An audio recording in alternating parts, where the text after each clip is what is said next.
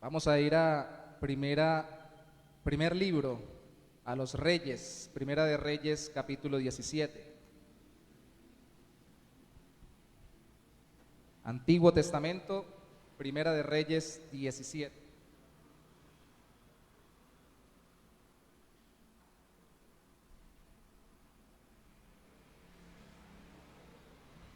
Vamos a leer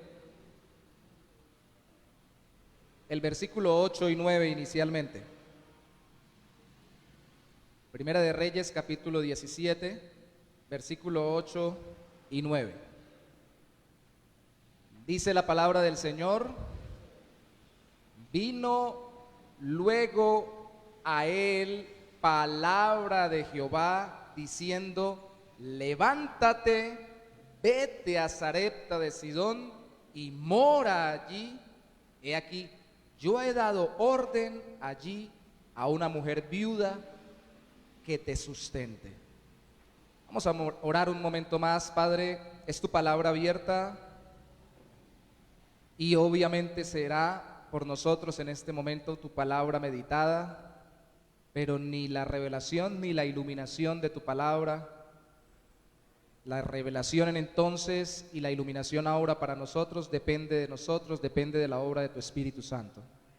Así que imploramos que tu Espíritu sea el que nos ilumine y nos dé entendimiento sobre este tema en el nombre de Jesús. Amén. ¿Cuál es la tendencia actual de la humanidad? La tendencia que tenemos hoy en día es a pensar, y aunque a usted le parezca que no, y a algunos les parezca raro, es a pensar que podemos evitar la muerte. Y tiene cierto sentido porque la muerte no fue el diseño original. Dios nos diseñó para vivir eternamente. El ser humano muere físicamente desde que murió espiritualmente cuando pecó contra Dios. Adán y Eva en el huerto son el testimonio de ello y cómo ahora todos morimos. Pero a pesar de que no es natural, de todas formas sucede. Y ya como sucede por todas las generaciones y sigue sucediendo, pues debemos trabajar en ello, y la humanidad, en vez de buscar a Dios para tener vida eterna, por lo general lo que hace es tratar de, en vez de solucionar su muerte espiritual, solo solucionar su muerte física y alargar su vida temporal. Y varias cosas nos dan esa ilusión de que podemos impedir que muramos. Los avances científicos, especialmente médicos, las nuevas teorías sociales, especialmente en la política, implementadas en gobiernos, que nos hacen pensar que un buen gobierno va a impedir que suframos y que muramos. Y el progreso tecnológico en todas las áreas, donde ahora, por el avance tan grande en las comunicaciones, nos pareciera que somos casi que omnipresentes y omnipotentes y como que pudiéramos estar en todo lugar cuando solo Dios lo puede hacer. Y eso nos da como la ilusión de que vencemos la muerte, de que tenemos más y mejor vida. Y físicamente hablando, estadísticamente hablando, es cierto que hoy en día el ser humano físicamente vive más años en promedio, pero la pregunta es: ¿qué calidad de vida tiene? Aún para los que no conocen a Dios, vida física. Pero si hablamos de vida espiritual, obviamente no la tienen o no la tenemos si no conocemos al Señor Jesucristo. El asunto es que vivimos como peleando para que no nos muramos. Y lo que tenemos que recordar hoy es que Dios sustenta la vida de cada persona, especialmente la de los suyos, por la fe en Cristo, a pesar de todo lo que va en contra de la vida de las personas. Y si es necesario, en contra de todo lo que quiera quitarnos la vida. Cuando Dios quiere sustentar o sostener una vida, no hay nada que la arrebate. Él es el dueño de cada vida. ¿Por qué tocamos este tema hoy? Bueno, acabamos de leer que Dios le dio una palabra a Elías en la cual se le indica que va a ser sustentado para que no se muera de hambre por una mujer viuda. Pues bueno, Dijo alguna vez un hombre de Dios: mientras no hemos cumplido la misión de Dios, el hombre y la mujer de Dios que todavía no han terminado lo que Dios les mandó a hacer en esta tierra, son inmortales, no mueren. No quiere decir que nos descuidemos, quiere decir que Dios va a preservarnos la vida a pesar de todo para que nosotros cumplamos su propósito. Y eso es mucho más importante que tener las técnicas tecnológicas, médicas y sociales para que no nos muramos. Porque tenemos una serie que estamos contemplando sobre cómo administrar finanzas, tiempo y vida. Y empezamos mirando primeramente quién es Dios y cómo conocemos al Señor como un Dios proveedor, sustentador y capacitador. Y hoy lo vemos como sustentador. Hermanos, si usted tiene vida es porque Dios se la dio. Y si no se ha muerto es porque Dios lo está sosteniendo. Si ese es todo el resumen del sermón, ojalá por lo menos eso nos llevemos en nuestra mente. Si hoy tengo vida, no es porque tomé las medidas médicas del caso, aunque debo hacerlo. No es porque me alimento lo mejor posible, aunque debo hacerlo. No es porque me cuido mucho cuando voy manejando mi moto o mi carro, o cuando cruzo una calle como peatón, aunque debo hacerlo, sino porque a través de eso y de todo lo demás que ni siquiera tengo control, Dios me sigue sosteniendo vivo en esta tierra. Eso es muy importante, porque cuando hablamos de administración, no solamente tenemos que saber que Dios nos provee, sino que Dios es el que nos sostiene la vida para que venzamos el temor a la muerte por medio de la fe en Jesucristo y podamos vivir plenamente con todo lo que Él nos da. Y no andemos amedrentados pensando que vamos a perder, que no vamos a perder, y casi que idolatrando y a veces haciéndolo, idolatrando lo que Dios nos ha dado, cuando ni nuestra propia vida nos pertenece, le pertenece al Señor.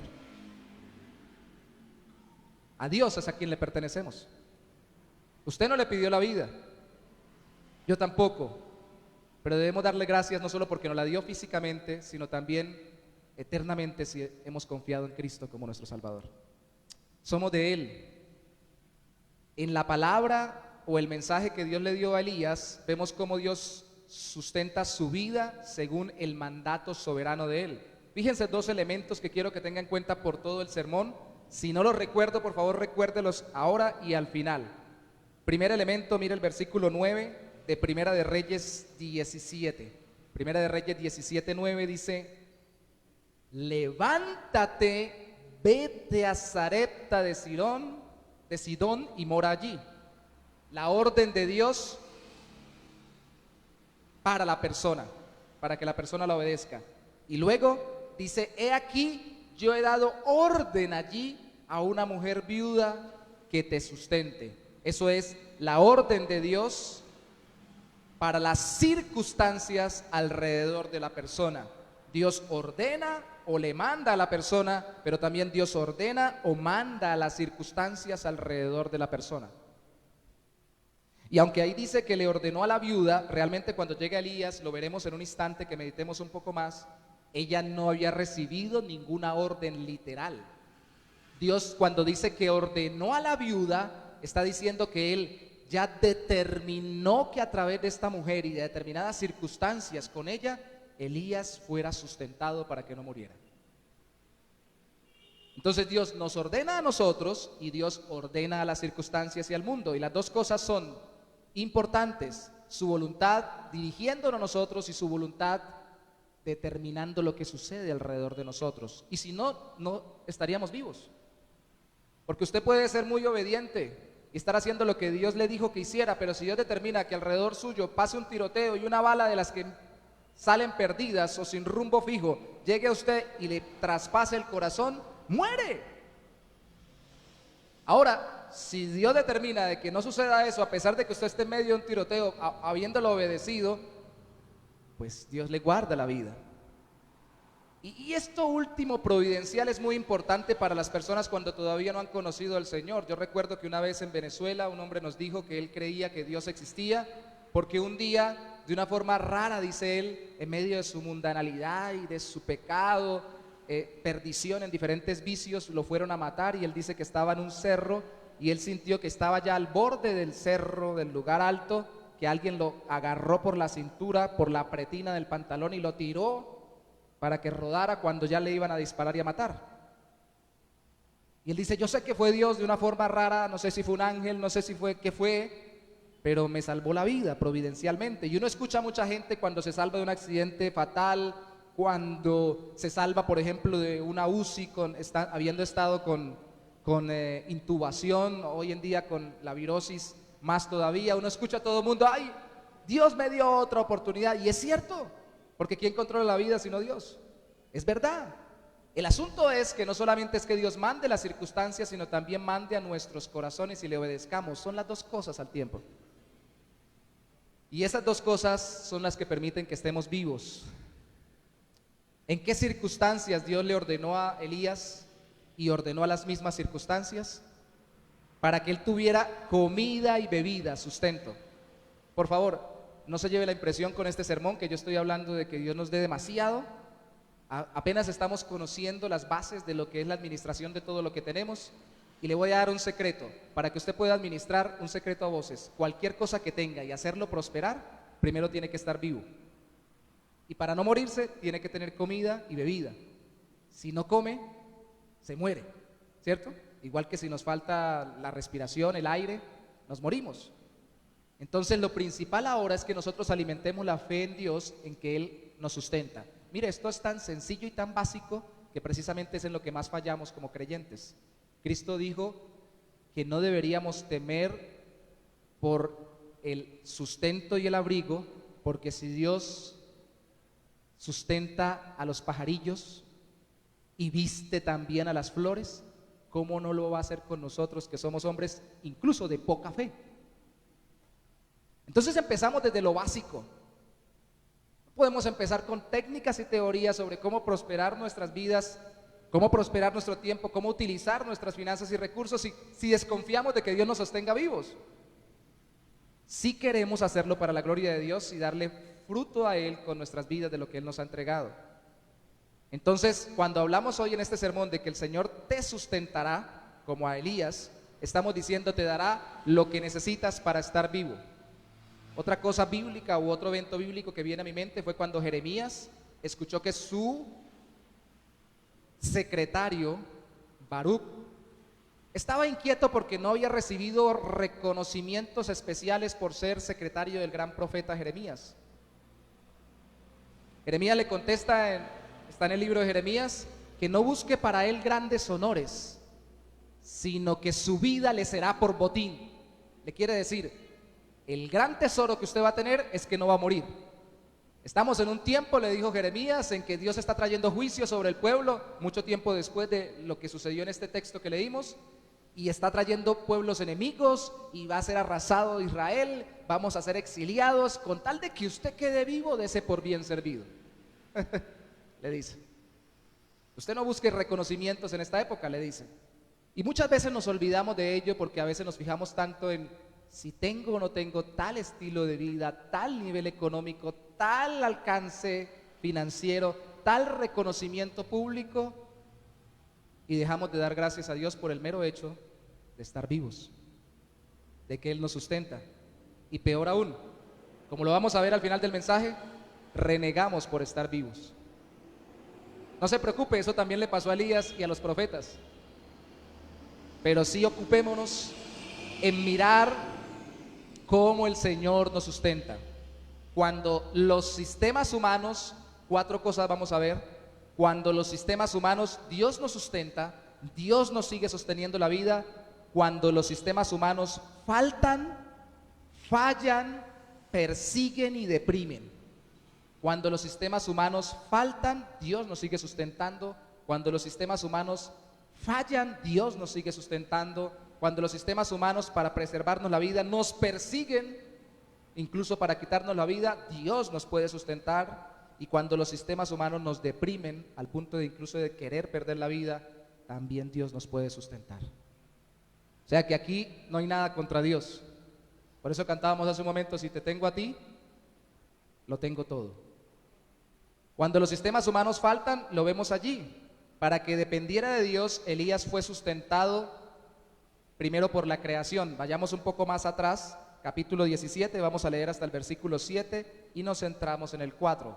Primera de Reyes 17, versículo 1 al 7, dice: entonces Elías Tisbita, que era de los moradores de Galaad, dijo a Acab: vive Jehová, Dios de Israel, en cuya presencia estoy, que no habrá lluvia ni rocío en estos años, sino por mi palabra.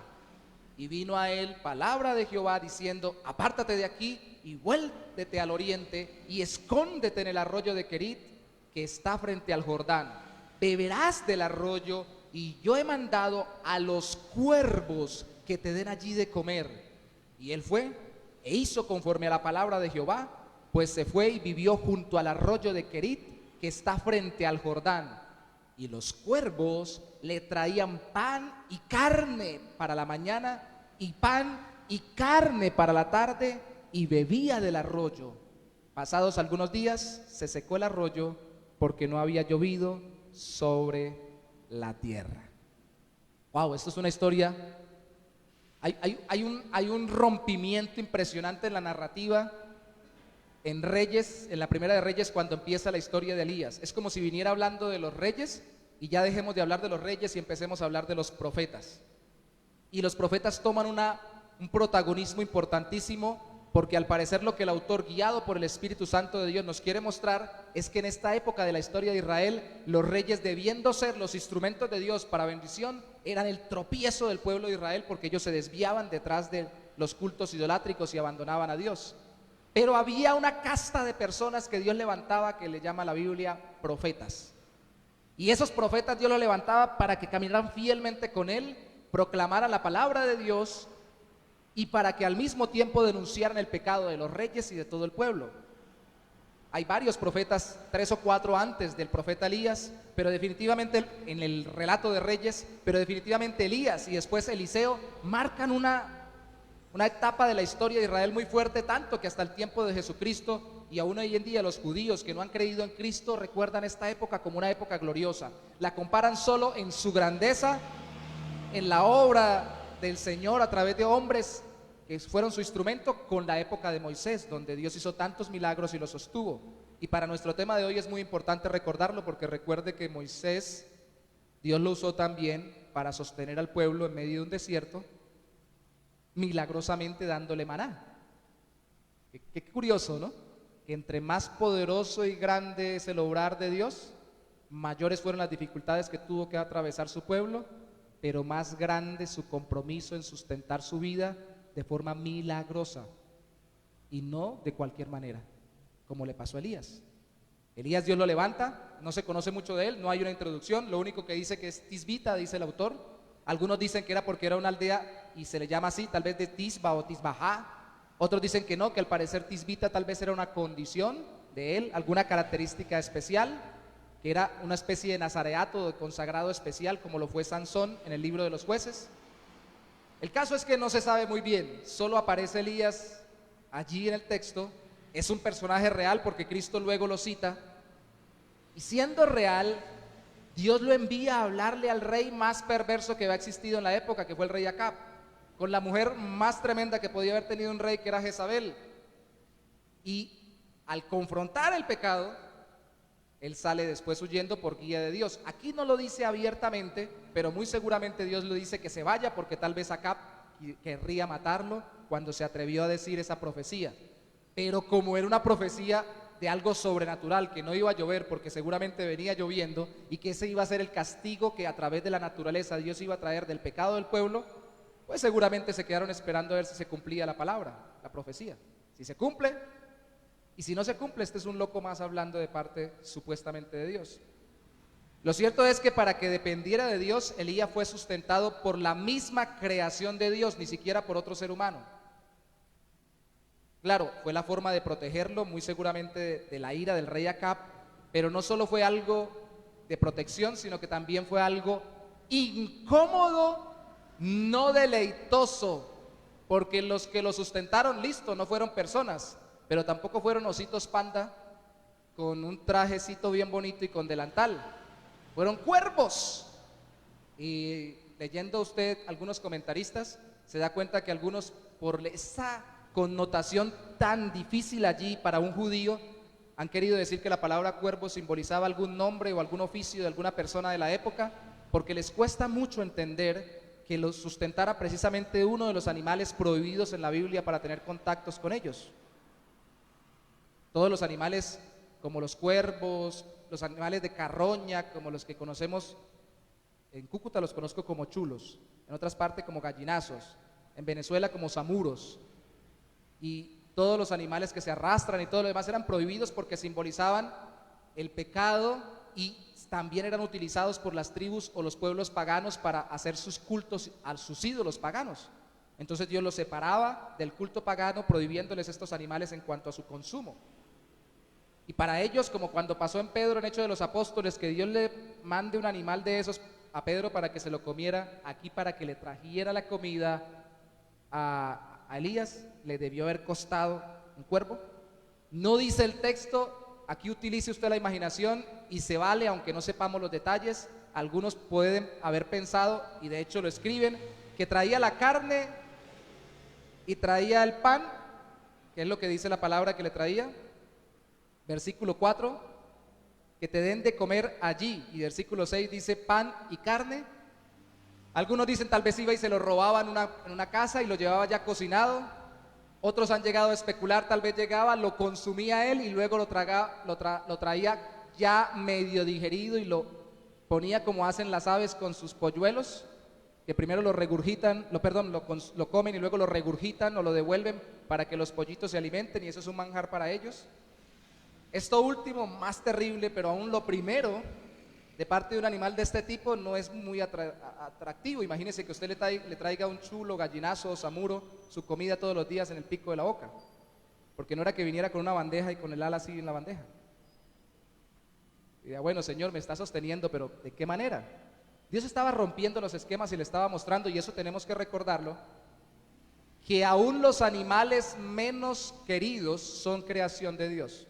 Y si son usados en la Biblia como un símbolo para separarnos del pecado, es eso.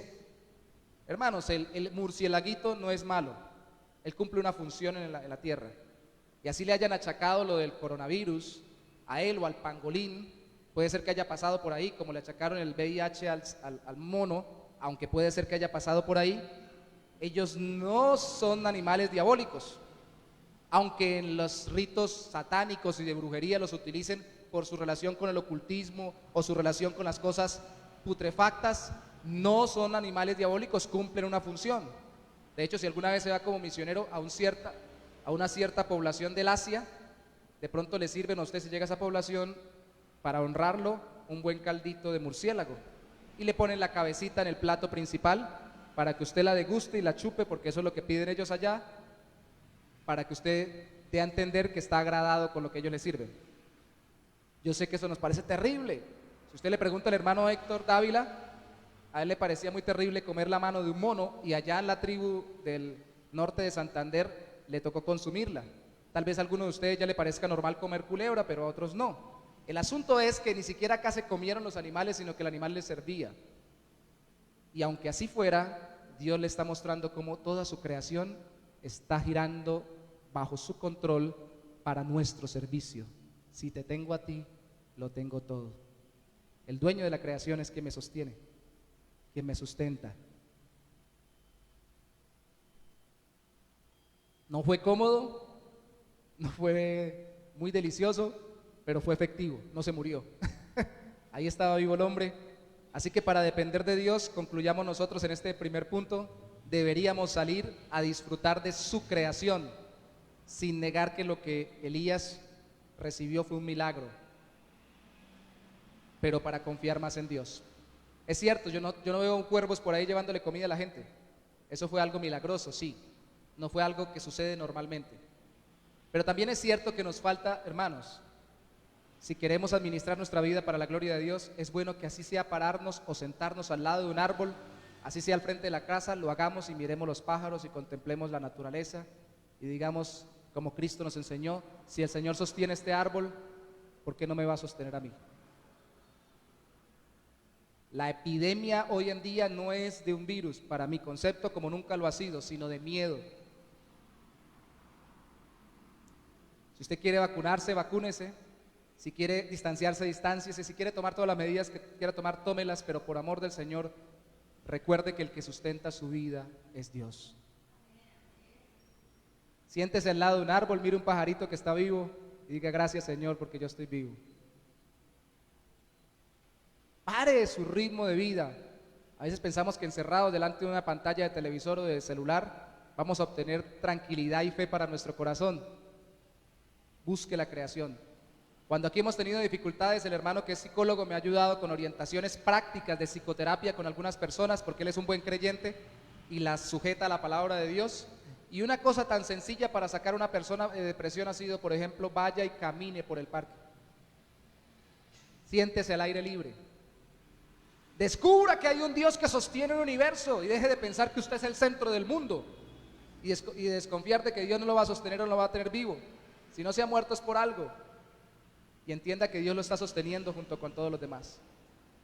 Qué Dios tan bueno tenemos, ¿no? Además, no solamente nos sustenta o sostiene en nuestra vida cuando los sistemas humanos faltan, porque ahí no había nadie que humanamente hablando le pudiera ayudar, solo fue la naturaleza dirigida milagrosamente por Dios, sino también cuando los sistemas humanos fallan. Leímos el capítulo 17, versículo 8 y 9, que dice: vino luego a él palabra de Jehová diciendo: levántate, vete a Sarepta de Sidón y mora allí. He aquí, yo he dado orden allí a una mujer viuda que te sustente. No, Señor, con esta dificultad, Elías podría haber dicho, no lo pensó, no lo dice la Biblia, o por lo menos no lo debemos concluir. Con este problemita que hay, que tú mandaste que no lloviera, yo lo profeticé, no está lloviendo, se secó el arroyo donde estaba, me mueves a otro lugar, mándame donde un rey, no acá porque me quiere matar, o donde una persona con importancia, que tenga ya acumulado un tanque de agua grandísimo, que tenga una gran cantidad de comida, que tenga gran cantidad de cosas almacenadas y plata para poder comerciar. Pero no me mandes precisamente donde el sistema social falla o el sistema humano caduca o claudica. ¿Dónde claudicaban los sistemas humanos para sostener a las personas en la antigüedad? En las viudas, en los huérfanos y en los extranjeros. Qué curioso, todavía hoy pasa. Todavía hoy hay gente que está mendigando en la calle, todavía hay gente que sufre porque no tienen un trabajo y sobre todo que son menospreciados por su condición social o de algún tipo. Todavía hay niños abandonados, todavía hay extranjeros que están inmigrando de país en país buscando algo para poder sostenerse o vivir y no perder su vida porque en el lugar donde estaban no podían sostenerse. Tremendo, ¿no? Entonces lo manda el Señor precisamente eso. Es como si hoy en día, perdonen los hermanos porque los quiero mucho, los hermanos venezolanos aquí en la iglesia son miembros ya de la iglesia varios, o todos los que están acá, pero eso sería como si usted le dijera, que el Señor le dijera: vaya y busque que lo alimente un inmigrante venezolano que llegó solo y se está muriendo de hambre allá debajo de un puente y que llegó a pie. Allá yo, a él lo voy a usar para sostenerlo. Ay, pero Señor, mándeme a una ONG, algo bien estructurado, donde le sirvan a uno al menos un pedacito de comida. Pero no me mande donde los refugiados, por ejemplo, en el otro mundo de Siria, o donde los refugiados haitianos en el lado de la isla que compone República Dominicana y Haití, o una cantidad de gente que está pasando las duras y las maduras. ¿Yo qué voy a llegar a que me sustenten? Qué hermoso que es Dios, ¿no? Porque con esto le está enseñando Elías, es la lección para llevarlo al monte Carmelo al final y para usarlo para vencer al pueblo idólatra, dejando totalmente quebrada la fe en Baal, en los dioses paganos. Lo está preparando con una dependencia absoluta de él, y para eso tiene que renunciar a todo su sistema de sustento humano, donde faltan, como en el caso de los cuerpos, y donde fallan, como en el caso de las viudas en esa época. Y para que ese desequilibrio social le ayudara a Elías, obviamente Dios hace a través del mismo Elías la multiplicación del aceite y la harina de esta viuda para que se sostuviera. Entonces fíjense ustedes cómo utiliza, no voy a narrar los versículos, lo puede leer usted todo el capítulo 17, 18 y 19, que son los que tocaremos hoy muy puntualmente en algunas partes.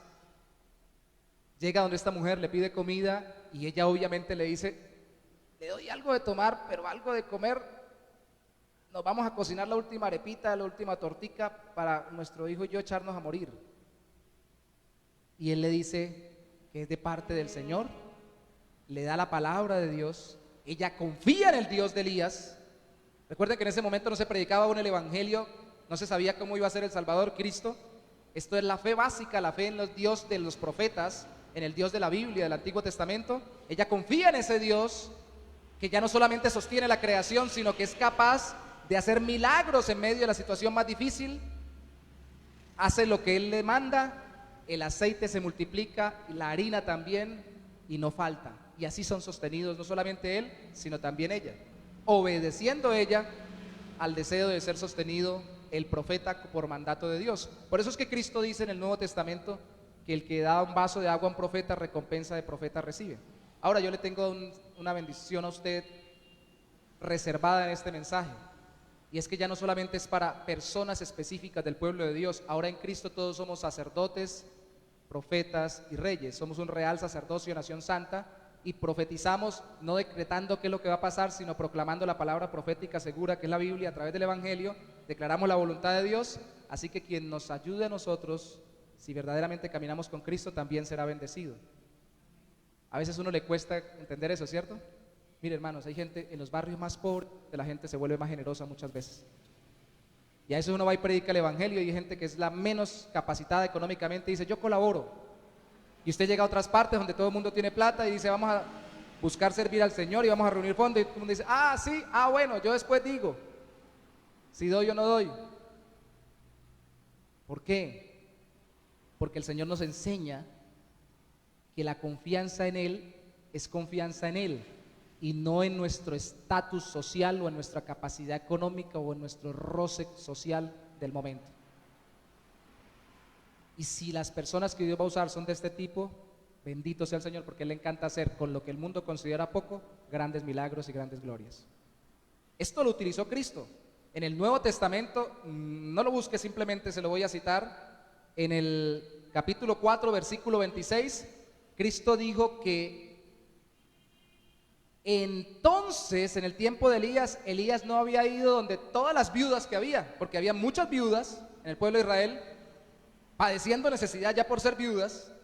Está más porque tenía un hijo, seguramente con hijos, pero además por la sequía que se había profetizado y que ya no había agua, padeciendo mucha necesidad Israel. Y no fue Elías a ninguna de esas viudas del pueblo de Israel, que se suponía que era el pueblo de Dios, sino que fue una viuda de Sarepta de Sidón, un pueblo que quedaba entre Sidón y Tiro, o entre Tiro y Sidón, que precisamente en el Nuevo Testamento son de las ciudades que Cristo más proclamó oráculos o profecías de condenación, porque allí se hicieron muchos milagros y ellos no creyeron en Cristo, y porque históricamente hablando habían sido naciones que se habían entregado al paganismo, no eran ni creyentes judíos en el Antiguo Testamento, ni se cristianizaron rápidamente cuando llegó el Maestro. Precisamente allí es donde viene Elías, y precisamente allí donde una persona que se supone que no creería en el Dios de la Biblia, es donde encuentra fe en el Dios de la Biblia para ser sostenido. Así que no me diga, por favor, mi hermano, mi hermana, o la persona que nos acompañe por primera vez, que es porque yo soy cristiano, de cuna cristiana, y porque a mí me criaron en el evangelio, y porque esto y porque aquello, Dios me va a sostener. Porque a veces hay muchos que parecen cristianos, van a iglesias cristianas, hablan como cristianos, hasta se visten como cristianos, pero no son cristianos porque no confían en Dios. Y a veces unos que están por ahí viviendo como mundanos, siendo mundanos, andando como mundanos, viene el Espíritu de Dios, toca sus corazones, transforma sus vidas y empiezan a confiar y a vivir para la gloria de Dios, y son instrumentos de bendición impresionante. En ese sentido, ahorita lo decía mi hermano de otra forma, pero un comentarista bíblico decía sobre este evento: es mejor un gentil convertido y usado por Dios, es decir, un pagano convertido que no era del pueblo de Israel y usado por Dios, que 10 judíos rebeldes, idólatras, que se habían desviado de la fe en Dios. Aquí no es la cuestión de si yo tengo este o aquel título o experiencia religiosa.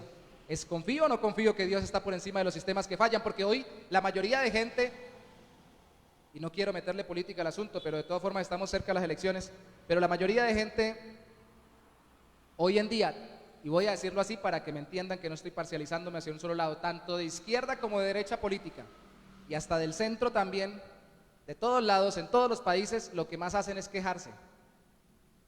Y el sistema social falla, y es que el sistema está mal en esto, y el sistema de lo otro, y el sistema de lo otro, y el sistema de lo otro, y miran todos los errores en todos lados de todos los gobiernos, sean de un lado, sean del otro, sean de para acá, sean de para allá. Y quejarse es muy fácil. El asunto es confiar en el Señor, que a pesar de las fallas de los sistemas humanos, Dios nos va a usar para bendecir a los demás, como usó la viuda. Ahí es donde está el meollo del asunto. Y para hacer eso, tengo que entender que lo primordial es que Cristo more en mi vida por la fe en Él y por el arrepentimiento de pecados, porque Cristo no vino a mí por ser el más simpático, ni el de mejor trato social, ni vino a mí por ser un judío del Antiguo Testamento. Se abrió a todos los pueblos, y por eso citó este caso con la viuda de Sarepta. No solo fue una viuda de un pueblo pagano. Así yo voy, Cristo iba a los peores que ustedes consideran, donde ustedes creen que el evangelio no va a llegar, donde ustedes creen que las personas no las puedo salvar, pues allá precisamente me voy a meter, voy a darle convicción de pecados a la persona, voy a hacer que confíe en mí para su salvación, que crea en mí, y lo voy a llevar a la eternidad. Así todo el mundo diga, has perdido con esa persona, a esa persona es a la que voy a buscar y rescatar. Eso es lo que está diciendo Cristo. Y si nosotros estamos en Cristo, nosotros somos una de esas personas. Amén. No por estrato social, sino por la gracia de Cristo es que somos salvados, y así es que somos sostenidos. Así que para no dejar de servir o ayudar a los demás en medio de las injusticias de este mundo, de los sistemas políticos, humanos, sociales, debemos ir con los que tienen menos, y no solamente ir a ellos, sino ir con ellos y orar con ellos a Dios en el nombre de Jesús, para que Dios nos sustente. Hermanos, hay que untarnos de barro, hay que untarnos de gente, hay que untarnos de pueblo. Señor, ahora vaya allá por el más pobrecito que está allá en el rinconcito allá. Pues vaya hasta el rinconcito y ore con él. Vamos hasta el rinconcito y oremos con él. Sentémonos en el taburete que se parte y pasemos por la casa que tiene piso de tierra. Andemos con los que sufren, en vez de hacer lo que todo el mundo hace, porque hermanos, todo el mundo lo hace, todo el mundo se queja. Este mundo, este sistema, estos políticos corruptos, tanta gente pobre y sufriendo, sígase quejando y no va a hacer nada. Vaya más bien con ellos, si puede ayudarles, ayúdeles, vamos juntos. Y si no podemos dar nada, por lo menos acompañemos y oremos con ellos, y confiemos de que Dios nos va a sustentar como sustentó, si es necesario, con un milagro, a la viuda y a Elías. Claro, no vaya a ser lo que hizo un juez, un abogado que conocí en Cúcuta, que era tan bíblico que tomaba las historias bíblicas para aplicarlas literalmente en su vida, y un día le llegaron dos mujeres que estaban peleando por la maternidad del hijo, diciendo que era de ella. Entonces él dijo, acordándose de la historia de Salomón, dijo, bueno, vamos a partirlo por la mitad. Entonces ninguna de las dos reaccionó como él quería que reaccionaran, porque ya se sabían la historia. No va a repetirse exactamente lo mismo. No vamos otra vez a llegar donde una mujer saque las tinajas, tiene aceite, va a multiplicarse. No, porque cada circunstancia histórica es distinta. Y si Dios quisiera hacer un milagro, que puede hacerlo cuando Él quiera, va a ser particularmente para esa circunstancia y esa vida. No tenemos que repetir como un calco, como una calcomanía, como un tatuaje exactamente lo que hicieron en ese tiempo bíblico, porque eso es nosotros ignorar los cambios en los tiempos, pero sí podemos orar con la persona para que Dios obre en su vida. Amén. Cuando los sistemas fallan, cuando los sistemas humanos persiguen, que esta es la que menos nos gusta, porque no estamos en un país que nos persigan, o por lo menos no tanto. Mire por favor conmigo, Primera de Reyes capítulo 18, versículo 4. Porque cuando Jezabel, vamos a leer desde el 1 para entender un poquito más. 18:1. Pasados muchos días vino palabra de Jehová a Elías en el tercer año, o sea, ya lleva 3 años, el Nuevo Testamento dice 3 años y medio en sequía, diciendo, ve, muéstrate a Acab, y yo haré llover sobre la faz de la tierra. Fue pues Elías a mostrarse a Acab, al rey, y el hambre era grave en Samaria, la capital del reino del norte de Israel. Y Acab llamó a Abdías, su mayordomo o su administrador, clave especial para la administración, lo que hizo Abdías. Abdías era en gran manera temeroso de Jehová. Verso 4, porque cuando Jezabel, la mujer de Acab, destruía a los profetas de Jehová, Abdías tomó a 100 profetas y los escondió de 50 en 50 en cuevas y los sustentó, qué curioso, con pan y agua. No los dejó morir. La una los quería matar y el otro no solamente los quería proteger, los quería sustentar, guiado por el Señor. O sea que para ser un buen administrador, yo tengo que pensar en la vida de los demás y ser instrumento de sustento de los demás. A mí me asusta que nosotros trabajemos, porque bíblicamente hablando es muy contrario a la voluntad de Dios, solo para no morirnos nosotros. Con tal de que yo no me muera, no importa, yo trabajo y gano para mí. Estamos hablando de que Dios lo sustenta, pero ni siquiera queremos, al menos a los más cercanos, sostenerles la vida o compartir con ellos para que ellos se sustenten. ¿Sabe qué dice el Nuevo Testamento de los que se convierten a Cristo que antes robaban en el Efesios? Dice que el que antes robaba ahora trabaje. No solo para que no se muera de hambre, sino para que tenga que compartir a los que tienen necesidad. Trabajar mezquinamente es trabajar solo para que yo esté vivo. Y Dios usa mi trabajo para sostenerme. Si yo no quiero ser un mal mayordomo de lo que Dios me ha dado y no quiero desconocer quién es el Dios de la Biblia, el Padre de Jesucristo, quien lo envió para salvarme, tengo que trabajar no solamente para sostenerme yo, sino administrar para sostener a otros. Especialmente porque muchas veces los sistemas humanos persiguen. Comentaba con mis hermanos una historia que les envié en inglés de un libro de testimonios de mujeres que han sido perseguidas en países muy difíciles para predicar el Evangelio. Hermanos, la verdad es que cuando el Evangelio es perseguido, Dios es aborrecido, las personas son asesinadas incluso. Aquí querían matar a estos profetas. Haga cuenta como si hoy mataran cristianos, que hay países donde los están matando. Y no piense tan lejos. El pastor Enrique decía que en Latinoamérica somos la primera nación, creo, en las estadísticas que más persigue y mata cristianos, Colombia, por la situación que tenemos de orden público, por la delincuencia, por el narcotráfico y por todo lo que usted quiera, porque cuando ellos no dicen vamos a perseguirlos porque predican el Evangelio, dicen vamos a perseguir a esa gente porque nos están quitando, no sé, clientes para droga, nos están quitando gente que pueda militar en nuestros grupos subversivos, nos están quitando personas que son consumidores de nuestros vicios. Entonces vamos a acabar con esas iglesias, esos pastores y esas confesiones religiosas. Y persiguen, y dañan, y matan. Claro, Cristo nos dijo no teman a los que matan el cuerpo, no pueden hacer más.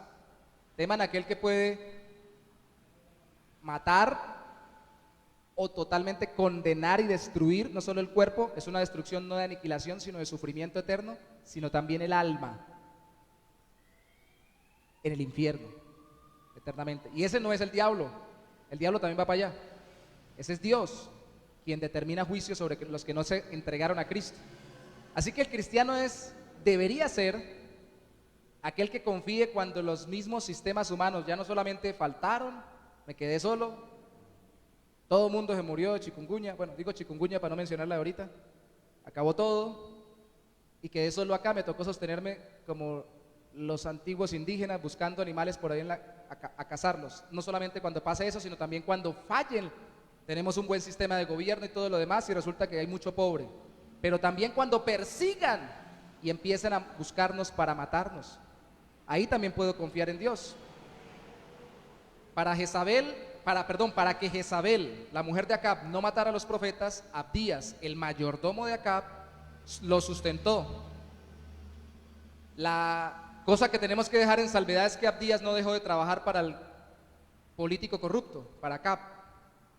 Y la historia muestra que Acab era muy terrible porque estaba muy influenciado por Jezabel. Usted ve que Elías se encontró con Acab, pero no se encontró con Jezabel.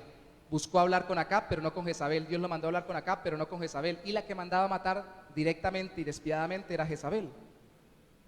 Pero dice, ahí nos enseña la Biblia, que desde allí Dios usó a Abdías, aún estando en un gobierno tan pervertido. Miren, hermanos, a veces nosotros satanizamos a todo mundo, todos los empleados del gobierno, malos, ladrones. Dios nos libre de andar con una lengua tan maldiciente, ¿no? Sobre todo si somos cristianos, ¿no? Este gobierno, y a veces hasta canonizamos otros gobiernos, los de otros países, el de Checoslovaquia, por poner algo, o el de tal país, tremendo gobierno, todos son casi que unos santos, aquí todos son perversos, malos, delincuentes. Por ellos tenemos que orar, nos manda la Biblia. Y tenemos que esperar que Dios levante personas de entre ese medio de gobierno, en todos los medios de gobierno, los convierta a Cristo para que los utilice como instrumento para preservar las vidas, porque muchos de ellos van a ser instrumentos cuando, por ejemplo, se suscite una persecución tan abierta como la que se da en los países musulmanes al otro lado del mundo, y los funcionarios de gobierno ayuden. En esa historia que le envié a los hermanos, un funcionario de gobierno fue el que ayudó a la muchacha al final, cuando muchos de los que se decían cristianos la habían traicionado, y le dijo: yo le voy a ayudar, la van a vender para que se case con un hombre, porque las obligan a casarse si ya pasan los 25 años, para que se vuelva musulmana y no sea cristiana. Así que le voy a ayudar, y le trajo un hombre que era cristiano y que quería casarse con ella. Él la contactó y le ayudó, un funcionario del gobierno, un Abdías, que le tocaba permanecer oculto ahí para poder ayudar a más cristianos, como la película esta, La lista de Schindler, que ayudó a muchos judíos para poder salir oculto en medio de los alemanes. Hay gente dentro de los gobiernos que Dios está transformando y tocando. Y alguna vez yo escuché a un hombre de Dios que decía: dejen de orar tanto para que los cristianos lleguen al gobierno, más bien oren para los que ya están se conviertan, porque esos ya están, ya saben cómo la jugada, ya saben dónde está el chanchullo, y empiezan a verdad a santificar, y ya saben cómo se mueve el asunto también, y sin caer en la misma corrupción empiezan a tratar de santificar el asunto y a poder ser instrumentos de bendición para la obra de Dios y el evangelio. Hermanos, hay que orar más, sea quien sea que quede como presidente, empiece por P, empiece por R, por A, por Z, quien sea, tenemos que orar por él. Amén. Cuando los sistemas humanos persiguen, y esto es para que sigamos sirviendo a Dios a pesar de la persecución, y confiemos en que Dios cambia corazones en el peor sistema humano. Eso fue lo que, creo yo, fue lo que terminó de impulsar a Elías, para que al ver cómo Abdías lo había ayudado y había protegido a los profetas, Elías vivía pensando que él era solito, que no había nadie más, y que el pobre hombre, si lo mataban ya se acababan los hombres de Dios. Más adelante le dice Dios que iba a levantar 7,000 más. A veces ese complejo de persecución que tenemos los cristianos, ¿no? Me miraron, ¿será porque soy cristiano? Me miraron feo, me trataron mal. No, simplemente una persona malgeniada que trata mal a todo el mundo, lo trató mal a usted no por ser cristiano. Y tal vez así andaba Elías, y cuando vio esto y vio la mano de Dios en medio del gobierno de Acab, salvando a profetas a través de un instrumento como el mismo mayordomo de Acab, se animó, y fue cuando este capítulo, termine de leerlo usted, él va, desafía a los profetas de Baal, Dios hace un milagro tremendísimo, hace descender fuego y termina matando a una cantidad de profetas de Baal y retando al pueblo de Dios para que volviera a servir al Señor. La valentía nos surge cuando empezamos a ver cómo Dios obra. Una sola persona convertida en medio de un mundo corrupto debería animarnos a confiar en el Señor y que Dios nos va a sostener. Una sola persona. Y al final, cuando los sistemas humanos deprimen, esto no lo voy a explicar mucho porque esto usted sabe de qué se trata. No se preocupe, es el cuarto punto, pero usted puede ir y reflexionar en su casa sobre este. Primera de Reyes, capítulo 19, versículo 5 dice: y echándose debajo del enebro, Elías se quedó dormido, y he aquí, luego un ángel le tocó y le dijo: levántate, come. ¿Por qué se quedó dormido? Elías era más o menos como yo. Algunos cuando están muy deprimidos no duermen. Otros cuando estamos muy deprimidos, ¿cómo dormimos? Los que no duermen porque están muy enredados en el problema, y los que duermen mucho porque no se quieren despertar para encontrarse con el problema. Elías era más o menos así. ¿Se acuerdan de Jonás? En un barco en medio de una tormenta y el tipo dormido, porque que estaba oyéndole a Dios y no quería que nadie lo despertara para que no lo confrontaran con la realidad de que Dios lo estaba mandando a un lugar. Diferente es dormir descansando en la voluntad de Dios. ¿Se acuerda Cristo?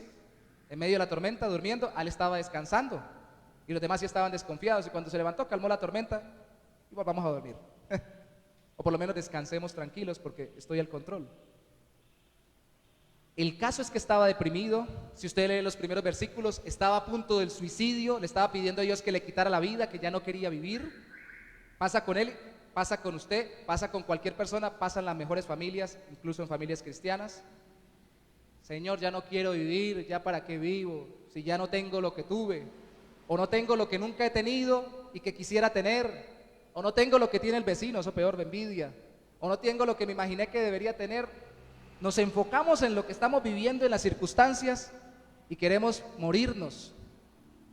Y quien les habla sabe lo que es eso, ya les comenté por algo, pero aunque no he llegado al punto del suicidio, como muchos han lamentablemente llegado a intentar suicidarse, sí sé que es perder la esperanza en la vida. Y sé desde muy niño lo que es ser depresivo, huraño, no querer tratar con nadie porque siente uno que nadie lo entiende a uno, todos como que lo odian a uno, y ay, como que Dios me mandó a la familia que no era, en el barrio que no era, con el país que no era, con el cuerpo que no era, porque yo quiero otro, y reniega uno de todo, y quiere uno morirse cuando está pasando dificultades. Eso le pasó a Elías, y acababa de vencer los profetas de Baal, así que no piense que porque una persona Dios la usa grandemente no puede estar en riesgo de caer en depresión o en un problema emocional. Alguien diría, pero eso no le pasa a los grandes hombres de Dios. Mire, un gran hombre de Dios, grande no el grande Dios que lo usó, sumergido en una depresión tremenda. Así que no piense que eso sería a otros, puede pasarnos a nosotros, porque todo lo que está pasando nos deprime. Cuando así pasa, para que no se suicidara, Dios le mandó un ángel a Elías. Claro, si fue una visión y no fue comida real, sino solo algo espiritual, porque este ángel le dio de comer, pues le sirvió, porque de todas formas el lleno se sintió y le dio fuerzas. Y más adelante volvió y se durmió, y ahí sí Dios le mandó de nuevo comida, y comió y tuvo fuerzas para caminar 40 días. Algunos dicen que cuando Cristo ayunó 40 días no solo está relacionado con los 40 días de ayuno de Moisés, sino también con los de Elías. Lo fortaleció lo suficiente para caminar con él, y luego en el resto del capítulo terminó de fortalecerlo más, porque Dios pasó, Elías estaba pendiente. ¿Sabe qué es lo que fortalece? La relación con Dios. Yo me puedo estar muriendo de hambre y la relación con Dios me puedes levantar, o para conseguir la comida que Él me permite conseguir, o para ver la que ya me pusieron enfrente y que no la he querido comer porque estoy tan deprimido. Él empezó a mirar, hubo un gran viento, dice ahí no estaba Dios, hubo un gran terremoto, y a pesar de lo terrible ahí tampoco estaba, pero hubo un silbo apacible, que era lo que necesitaba en ese momento él, tranquilidad de alma, paz en el corazón. Yo estoy contigo, el ángel que envié, lo envié de mi parte, relaciónate conmigo, vas a tener paz y no vas a quererte morir. Es tremendo, ¿no? Usted esté sosteniendo a una persona, dándole de comer y diga, no, yo me quiero morir. Imagínese que usted que esté alimentando a alguien y diga, no, yo me quiero morir. ¿Y por qué no? Porque yo no como la comida que quiero comer, o porque no quiero que usted de esta manera, o no quiero que me la den, yo quiero conseguirla, o quiero conseguirla de otra forma. Hay miles de razones que pueden conseguir las personas. Por eso una verdadera vida próspera, que administra bien no solo recursos financieros, tiempo y su propia vida, es una vida que le da gracias a Dios porque lo sustenta todos los días. Pablo dice, si tenemos sustento y abrigo, con esto estemos contentos. Alguien dijo alguna vez, pero pastor, si usted dice eso, la gente va a ser conformista. No, no queremos un conformismo diabólico que no nos permita avanzar. Queremos un contentamiento divino, que estemos contentos en cada etapa en la que Dios nos lleva, dándole gracias al Señor y disfrutando de lo que Él nos da. Él es el que nos sustenta. Y aquí la clave al final es, para que no caigamos en depresión y salgamos de enfermedades, porque la mayoría de las enfermedades, como se ha dicho siempre, vienen del corazón, no del corazón físico, sino del corazón almático. Necesitamos deleitarnos en Dios, relacionándonos con Él en oración. Así que si usted quiere enfermarse menos, ore más. Si quiere enfermarse más, ore menos. Cópienlo en su mente y en su corazón.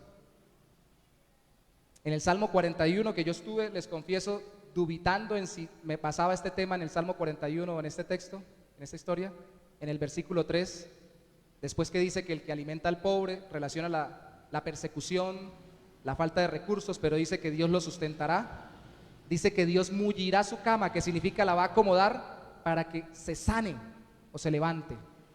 Aún de la enfermedad, sabe que el cristiano cuando se enferma aún puede tener gozo, porque en la enfermedad sabe que de ahí Dios lo levantará. Y llegará el momento en que tal vez de alguna enfermedad, porque para morirse hay que enfermarse, ¿no? Así sea de un infarto, si se enferma unos milésimas de segundo antes de morirse del corazón. Así de esa enfermedad no salgamos, sino que muramos, pues levantará nuestro corazón, nuestra alma a Dios, a su presencia, y terminaremos en la gloria con Él. Así que el cristiano puede estar en el lecho de enfermedad confiando en Dios, como el Salmo 41, se lo recomiendo que lo lean. Y eso es muy importante porque para finalizar, volvemos a la introducción. Hay una falsa teología hoy en día que incluso se predica desde los púlpitos, que si usted cumple paso 1, paso 2, paso 3, paso 4, no se va a morir y que nunca le va a pasar nada malo, ¿no? En algún momento se va a enfermar, en algún momento el sistema humano le va a fallar, lo va a perseguir o lo va a deprimir y va a caer en problemas de ansiedad. Confíen que el Señor es el que lo sustenta, para que en medio de cualquier circunstancia no solo siga vivo, sino que siga vivo con gozo y cumpliendo el propósito de Dios para la gloria de Él por la fe en Cristo. Amén. ¿Qué tal si nos ponemos sobre nuestros pies, oramos y lo cantamos? Vamos a terminar ahorita cantando Lo tengo todo, si tengo a Cristo. Amén. Padre, te damos gracias por permitirnos recordar que al entregarnos a Cristo no solo has incluido la vida eterna luego de morir, sino también el sustento permanente en esta vida temporal. Y mientras estemos vivos, podemos decir, tú nos sustentarás. A él, al hombre de Dios, a la mujer de Dios, a ella, Dios lo y la sustentará, porque Cristo es su Salvador. Aunque estemos en apuros, aunque estemos perseguidos, aunque estemos deprimidos, aunque nos falte, aunque nos fallen, Cristo está con nosotros. Si nos ha dado una segura salvación por su soberana voluntad en Cristo, ¿cómo no nos vas a dar, Señor, una soberana sustentación de nuestras vidas ahora mientras vivimos en este lugar? Yo no sé qué le falte a mis hermanos o qué piensen que les ha fallado a los que asistimos hoy o a los que vemos por línea, o en qué estemos siendo perseguidos o si estamos ya deprimidos. Por amor de tu nombre, Señor, que confiemos en que tú sostienes nuestra vida, que te entreguemos realmente nuestra vida y nuestro corazón, incluso nuestro cuerpo, nuestra vida física, nuestros bienes y todo nuestro ser. Obra en nosotros, Señor, en esta mañana. Te lo pedimos en el nombre de Jesús. Aleluya. Amén.